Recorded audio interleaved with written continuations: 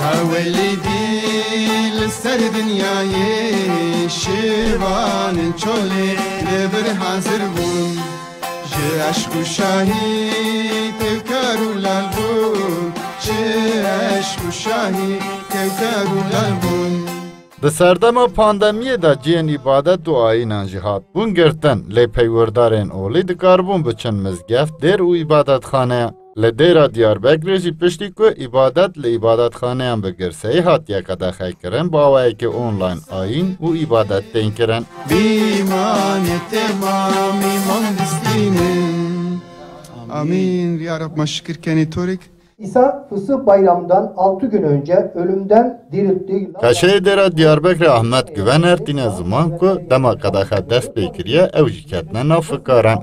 Lê fikra bi awayekî online kirina ayînan bi wan re çêbûye û destpêkê de hin zehmetiyan jî kişandine. Lê niha dikarin bi cemaata xwe û kesên dixwazin re bi hêsanî ayîn bikin. Canlı yayınlar üzerinde düşündük. Tabii ki ilk etapta çok zorlandık.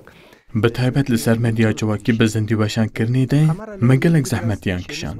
Lê niha em fêr bûn û bi awayekî onlinekirina ayînan ji aliyê cemaatê ve ji berînê hat pêşwazî kirin. Bi awayê online ji ber li ser medya civakî dimînin, ji xeynî cemaatê jî ji aliyê gelek kesan ve jî tê temaşe kirin. Em yên peyverdar her hefte tên û bi hevahengiya mûzîkê ayînên xwe dikin.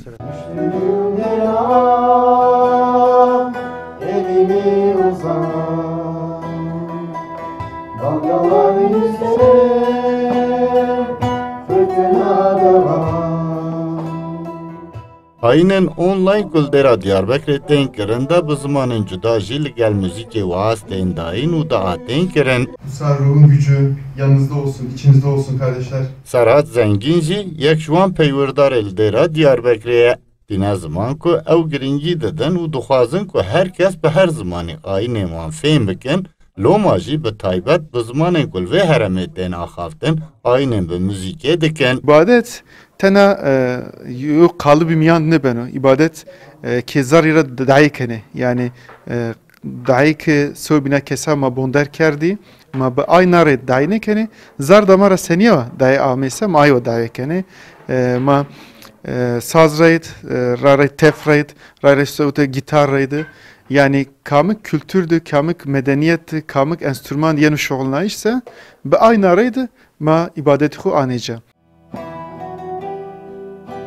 Wek ku di serdema pandemiyê de her yekşem ayînên online dihatin kirin, vê hefteya jî ayîn bi zimanê Kurdî û Tirkî hatin kirin û daha hat kirin ku mirovahî xwe ji nexweşîna pandemiyê rizgar bike.